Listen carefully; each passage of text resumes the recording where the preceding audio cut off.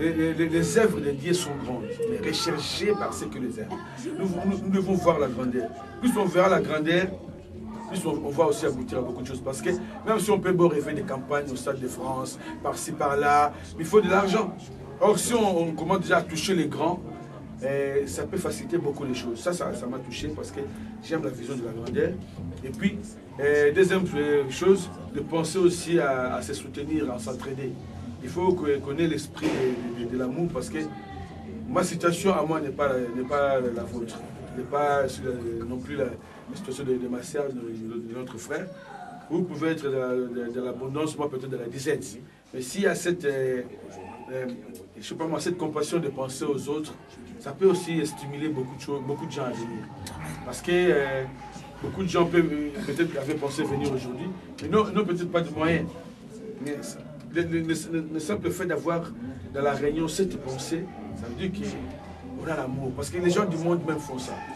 Moziki, tout ça, pour s'entraider, on voit dans le deuil, ils s'entraident, pourquoi pas nous? Amen. Ça, c'est aussi une chose qui m'a beaucoup fait du bien par rapport à une autre mission.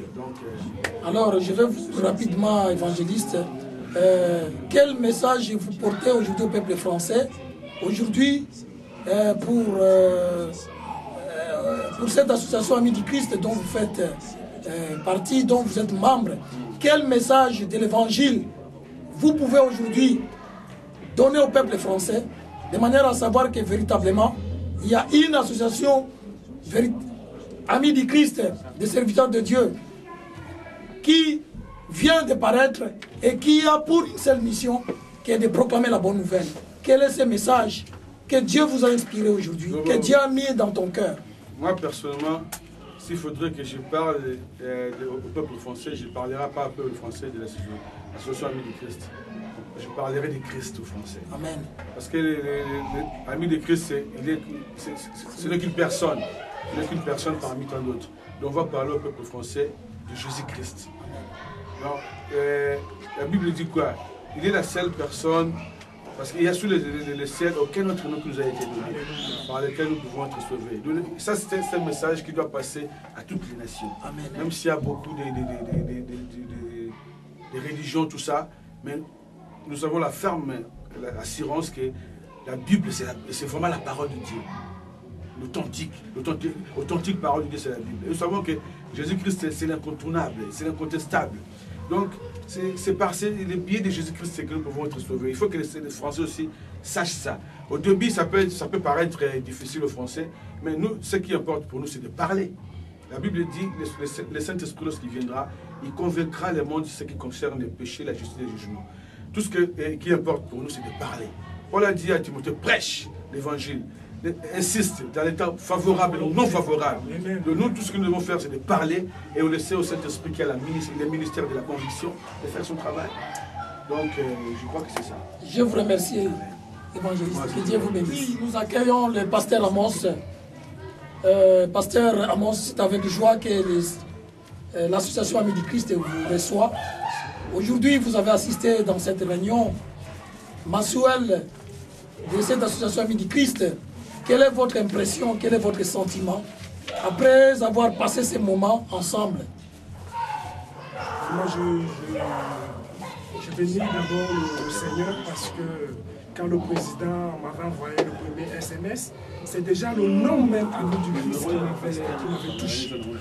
J'ai béni le Seigneur parce que je me suis dit, je ne suis pas tout seul dans mon coin. Il y a d'autres personnes aussi qui ont cette vision, qui ont ce désir que les serviteurs de Dieu se retrouvent ensemble pour travailler main dans la main. Parce que moi, j'ai toujours eu cette vision de ce combat qu'il y avait eu où le peuple d'Israël, quand il était sorti d'Égypte, était en train de combattre. Mais la Bible nous dit qu'il fallait qu'on soutienne, n'est-ce pas? Qu'on soutienne les mains de Moïse. Quand les mains de Moïse étaient élevées, c'est pour ça que le peuple était fort. Et quand ses mains étaient abaissées, le peuple était faible.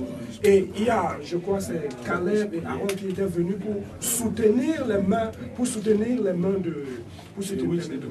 Donc je dis pour que demain après-demain, que nous gagnions la France à Christ, il faut déjà que nous tous serviteurs de Dieu, au-dessus de toute nationalité, peu importe qu'on soit Camerounais, Tchadien, Congolais, Zaïrois, ce qui compte, c'est l'intérêt du Christ. Nous sommes enfants de Dieu, serviteurs de Dieu. Nous avons un seul but, c'est que la France soit convertie.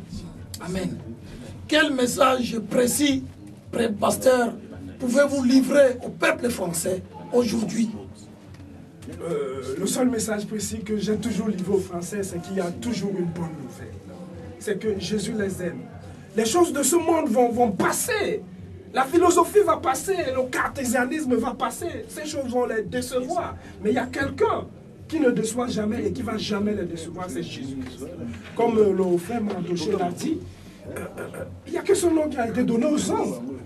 Les Français ont toujours cru, par exemple, qu'en élisant un président, le président va tout faire pour eux. Mais non, le président, c'est un homme. Le dernier qui est venu a dit les caisses sont vides. Mais il y a quelqu'un qui donne au-delà de toute compréhension humaine. Il y a quelqu'un dont son nom est Jéhovah Jireh, le Dieu qui pourvoit, qui est là prêt. Il dit que les Français doivent le chercher. C'est ainsi qu'ils vont le trouver. Je dis aux Français qu'il y a une bonne nouvelle pour eux. Merci, pasteur Amos. En dernier ressort, je voulais vous poser une question. Qu'est-ce que concrètement l'État français peut faire pour les églises évangéliques qui sont en difficulté? Qu'est-ce que le gouvernement peut faire? Qu'est-ce que vous pouvez... quelle serait votre prière pour que véritablement ces églises qui œuvrent dans des difficultés, dans des situations difficiles en France et qui ne sont pas reconnues et qui se cherchent, quel serait votre souhait, quelle serait votre prière pour que les autorités, en effet, finalement puissent essayer d'apporter quelque chose? Je ne sais pas votre pensée pour les églises et pour les hommes de Dieu qui sont en difficulté. Quelle est votre pensée? Oui, ma pensée déjà, on a eu ce débat il y a de cela 2 mois et demi à la faculté sur la loi sur la laïcité en France, quand on a fêté le centenaire de cette loi. Moi, je crois qu'il faut qu'il y ait une évolution, un changement de cette loi en France, entre l'Église et l'État. Parce qu'en fait, on remarque maintenant en France que la France, qui est un État chrétien, entre guillemets, chrétien, aujourd'hui, ce sont davantage les associations musulmanes, ce sont les associations islamiques qui sont plus aidées par l'État français, par les communes, par les municipalités, que les églises.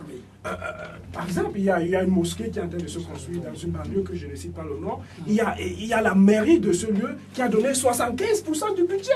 Parce qu'ils ont peur des musulmans, ils ont donné cette somme. Donc, ma prière, déjà, je peux déjà vous le dire, c'est que la première étape de ma prière, Dieu l'a exaucé en nous rassemblant déjà. Moi, je ne néglige pas les faibles commencements. C'est-à-dire que les enfants de Dieu, les serviteurs de Dieu s'unissent. Ainsi, on va former un lobby où nous pourrons faire ensemble pression sur les décideurs, sur le gouvernement français, afin que cette loi évolue. Amen. Et que les églises aussi soient aidées, que les associations chrétiennes aussi soient aidées, comme sont aidées les associations musulmanes. Ainsi, ensemble, nous pourrons réussir, nous pourrons percer. Donc, moi déjà je dis qu'il y ait amélioration, adaptation, parce que cette loi qui a été votée en 1902, les conditions de vie ne sont plus les mêmes qu'il y avait à l'époque. Et que les églises chrétiennes puissent aussi bénéficier et que les serviteurs de Dieu puissent travailler librement. Pasteur Amos, c'est avec joie que nous te remercions. Je vous remercie infiniment de nous avoir accordé cette interview. Nous croyons vous voir encore prochainement. Nous comptons beaucoup sur votre participation. Et tous ensemble, au nom de Jésus-Christ, nous vous souhaitons vraiment une très bonne journée. Que Dieu vous accompagne. Nous accueillons maintenant le docteur Jean-Pierre Sakombi, qui est notre enseignant. Et c'est avec joie que nous vous accueillons au nom de Jésus. Nous voulons tout simplement connaître votre pensée. Au moment où nous venons de finir cette réunion de l'association Amis du Christ, nous voulons connaître qu'est-ce que vous pensez pour ce pays, la France, pour l'évangile, pour le royaume des cieux. Quelle est votre pensée? Ma pensée est que nous, chrétiens, nous nous remettons d'abord en question. Avant de nous appeler chrétiens, sommes-nous d'abord disciples? Et ce sommes-nous d'abord disciples? Parce que Christ, Jésus-Christ, n'a besoin que de disciples et de témoins. Il a dit, allez faire de toutes les nations du monde mes disciples à moi. Cela veut dire que l'école du Seigneur, c'est une école par correspondance. Si tu prends ton enfant, tu vas l'inscrire à l'école, ce n'est pas toi qui vas l'enseigner. Moi, on m'a dit de te prendre, de faire de toi disciple de Jésus. Tu dois apprendre de chez Jésus. C'est à moi de... Est-ce que moi, qui t'amène chez Jésus, suis-je disciple de Christ d'abord? C'est ça le problème. Aujourd'hui, nous nous en prenons, nous nous indignons pour les musulmans, pour l'islam, qui ne fait que son bon travail. Ils ont fait un bon travail, le résultat est là. Parce que dans le monde, il y a des nations islamiques, bouddhistes, animistes, sauf, il n'y a même pas un quartier, même pas une rue, un village chrétien, ça n'existe pas.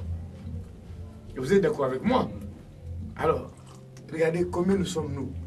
Alors que Christ a dit, ça fait 2000 ans passés de faire des disciples. Quel genre de disciples? Que les nations deviennent disciples. Que les nations s'inspirent de Christ. Toi qui vas apprendre aux nations, toi-même, tu t'inspires de Christ. Ta famille est chrétienne. C'est ça le problème. Moi, je connais des pasteurs qui vont à l'église, leurs enfants non.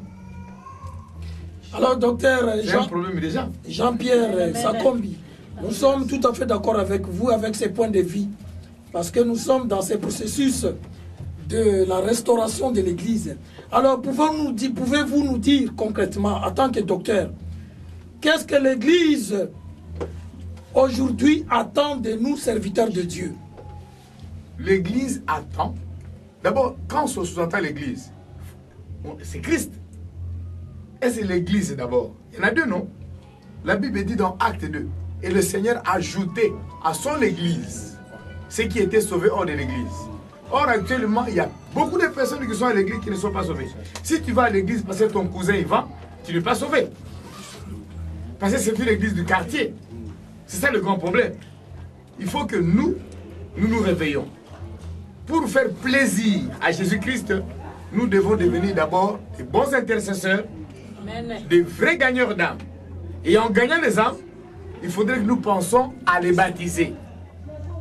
C'est ainsi que ces personnes naîtront de nouveau. Et en naissant nés de nouveau, il faut les affermir, les perfectionner, les fortifier, les rendre inébranlables. C'est-à-dire des hommes et des femmes qu'on ne pourra jamais remettre en question leur solidité. C'est alors nous pourrons faire face à n'importe quelle éventualité occidentale. Je vais me conclure sur une parole du docteur Osborne qui a dit ceci.